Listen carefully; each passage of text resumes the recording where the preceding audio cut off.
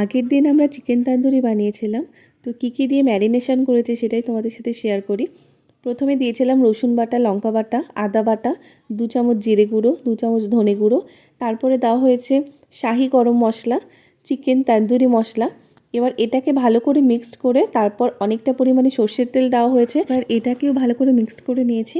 আর আমি চিকেন আর ফিশটাকে আমি আগে থেকে ভিনিগার আর লবণে ম্যারিনেশন করে রেখেছিলাম। এরপরে এর যে এক্সেস যে জলটা থাকে ওটা বেরিয়ে গেছিলো।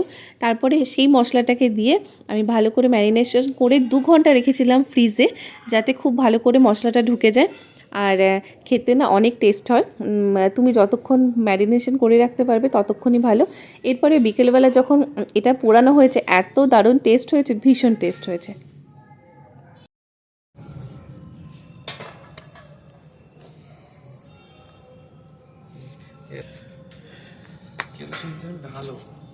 ঢালবো তো, আগুন নিয়ে আসো। এই যে আগুন নিয়ে এসেছি।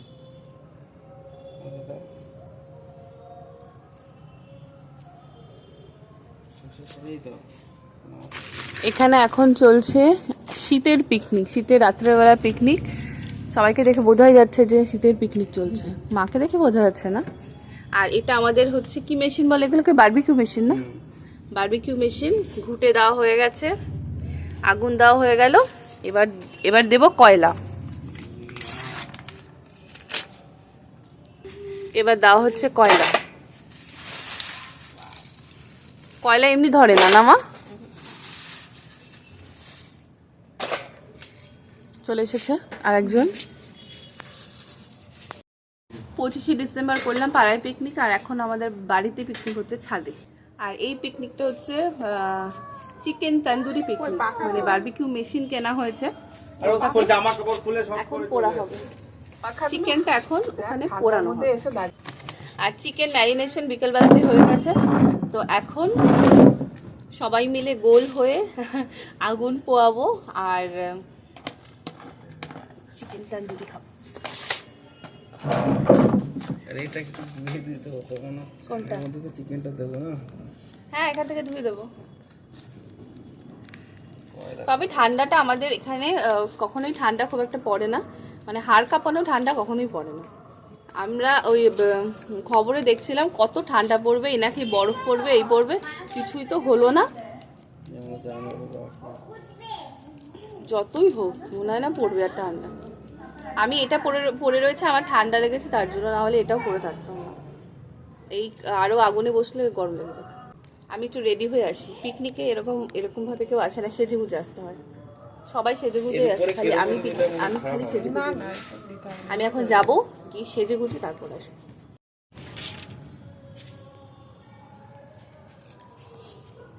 আমি সেজে গুজে চলে এসেছি, আর টুপিটা আমাকে পরতেই হতো, যা ঠান্ডা লেগেছে। টুপি না পরলে মাথায়, এত উপরে ত্রিপল নেই তো মাথায় কুয়াশা পড়বে, আর ঠান্ডা অতটাও নেই। আমি যেরকম সোয়েটার পরেছি এতটা ঠান্ডাও নেই, কিন্তু পরতে হচ্ছে আমাকে। ঠান্ডা মানে প্রচণ্ড ঠান্ডা পড়েছে, প্রচণ্ড ঠান্ডা লেগেছে আমার। আর এদিকে কয়লা পুড়তে যত টাইম লাগে, মা বললো 8 ঘন্টা টাইম লাগবে।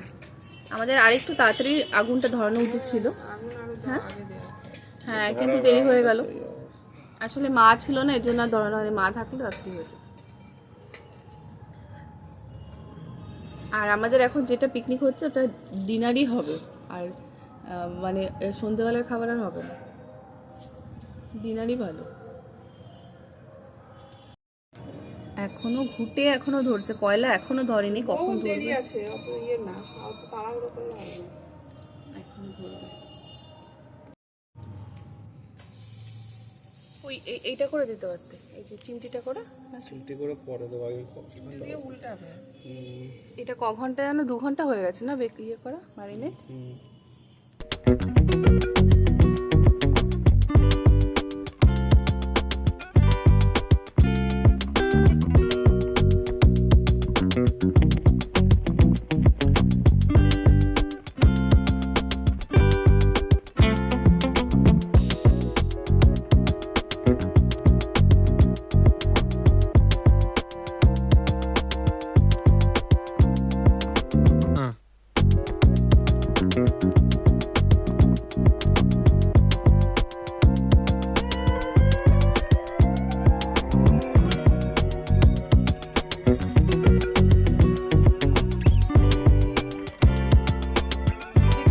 এবার কয়লা তো অনেক বেঁচে গেছে, তো আমরা এখন এবার বেগুন, টমেটো তন্দুরি, টমেটো আর হচ্ছে মিষ্টি আলু। তন্দুরি হচ্ছে।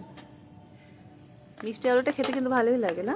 চল আটটু নিয়ে আসতে, আলু লাগবে। আটটু নিয়ে আসতে। আর এদিকে যে চিকেন হয়ে গেছে, চিকেন এখন বাটার মেশানো হলো। বাটারে তো জল জল করছে, কয়লা এখনো অনেক রয়েছে। কি ভাত কি গরম করতে বললো?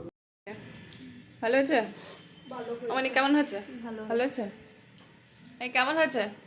ভালো হয়েছে। আমি নিয়ে নিয়েছি বাটি করে। চাটনিটা আমি একটু কমই নিয়েছি, কারণ আমার খুব একটা ভালো লাগে না চাটনি বাটি খেতে।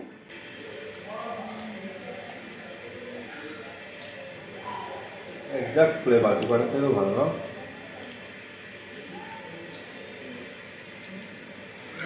আমি ভেবেছিলাম যে চাটনিটা খাবো না, এর সময় চুলগুলো কি অবস্থা। আমি ভেবেছিলাম চাটনিটা খাবো না, কিন্তু চাটনিটা খুব ভালো হয়েছে, তাই আমি আর একবার নিয়েছি।